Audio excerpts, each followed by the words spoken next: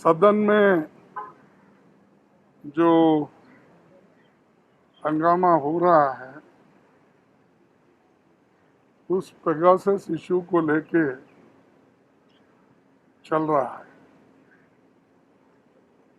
और Pegasus issue ये ऐसा इशू है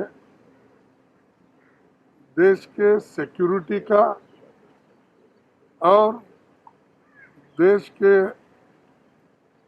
जो नागरिक है उनका आज़ादी का, प्राइवेसी का, सभी इश्यूज इसमें इन्वॉल्व है। जैसा कि आप जानते हैं, प्रेस है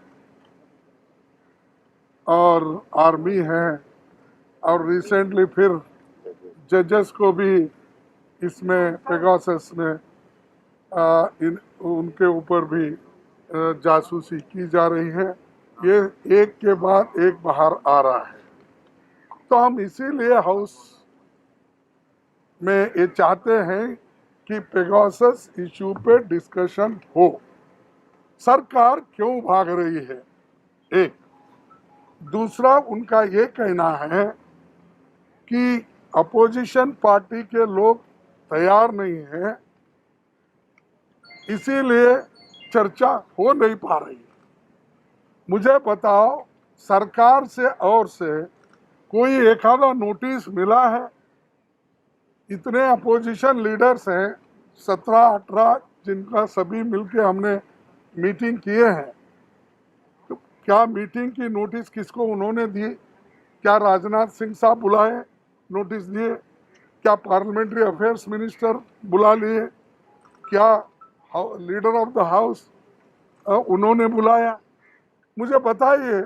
चुप खामो खाम ये कर रहे हैं कि अपोजिशन के लोग चर्चा नहीं चाहते और फार्मर्स मुद्दे पे बोलना नहीं चाहते, इन्फ्लेशन पे बोलना नहीं चाहते और कहीं महत्व के मुद्दे हैं उस पर बोलना नहीं चाहते और बिल पे नहीं बोलना चाहते।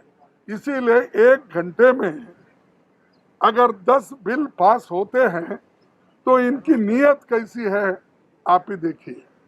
इससे पहले भी ऐसा ही उन्होंने किया। यूपीए गवर्नमेंट में सबसे ज्यादा अगर डिस्ट्रप्शन किसी ने किया वो बीजेपी ने किया।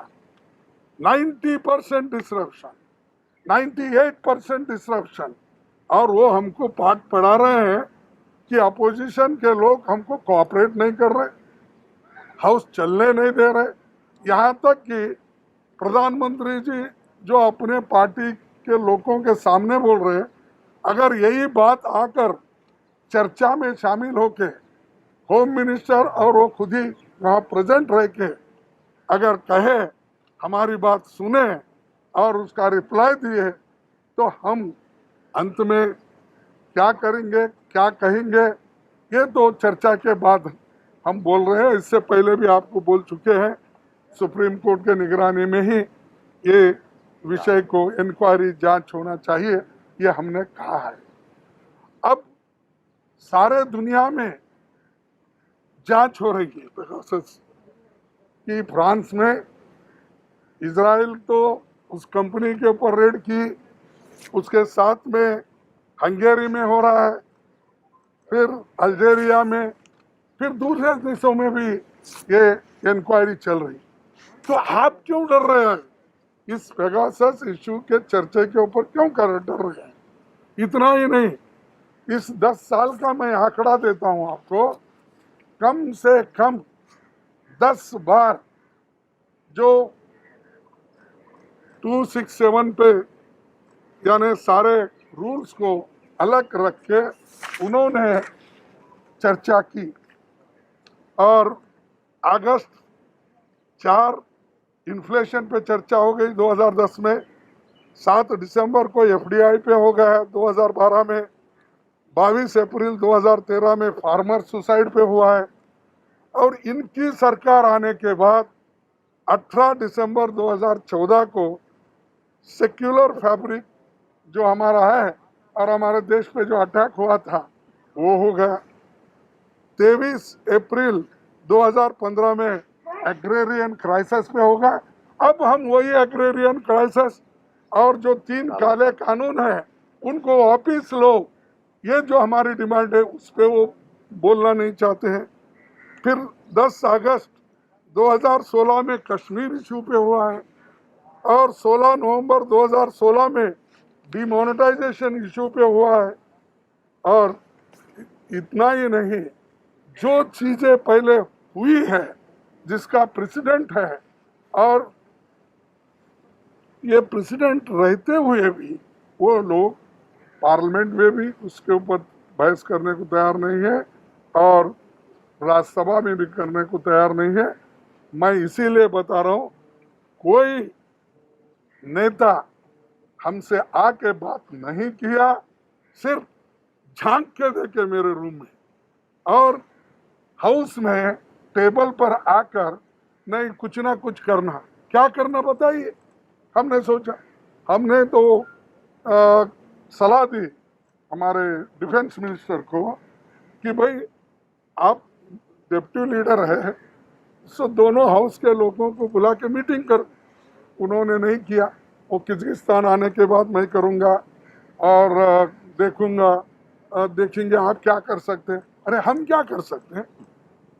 तो ये मैं क्यों बता रहा हूँ कि बार बार टीवियों में, प्रेस में ये लिखाया जा रहा है कि सरकार तो तैयार है, सरकार अपोजिशन को अप्रोच हो गई है, लेकिन अपोजिशन पार्टी मान रही नहीं, अड़ी हुई है, बात करने को तैयार नहीं। तो मेरे को एक छोटी सी चिट्ठी बता दीजिए जो मीटिंग हुई है और जिसमें हमने गया नहीं, और सब पार्टी के लोगों को किसको भी पूछ सकते हैं।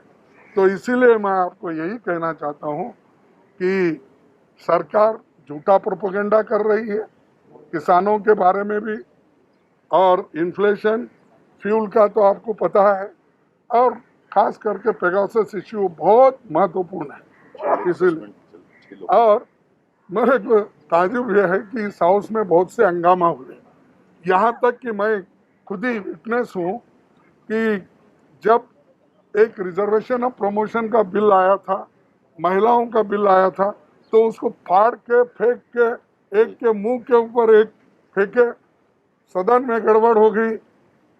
वहाँ वैसे वक्त लोकतंत्र के हित में टॉलरेट की, यानी इनके पास टॉलरेंस भी नहीं है, सहिष्णुता भी नहीं है। इसीलिए जो 6 लोगों को सस्पेंड है ये गलत है। और टीएमसी के जो मेंबर है कुछ नहीं किया, उन्होंने सिर्फ डिमांड किया। फ्लैग कार्ड पहले से भी लगाते हैं, हमारे पार्टी के नेता भी लगाए, दूसरे भी लगाए, लेकिन ऐसा टारगेट करके, डरा के, धमका के, प्रेशर डाल के अगर कोई हमारे इश्यूज को कुचल देना चाहता है तो कांग्रेस पार्टी और जूरे जितने भी हमारे अपोजिशन पार्टीज है वो झुकने वाले नहीं है, ये लड़ते रहेंगे, आगे बढ़ते रहेंगे।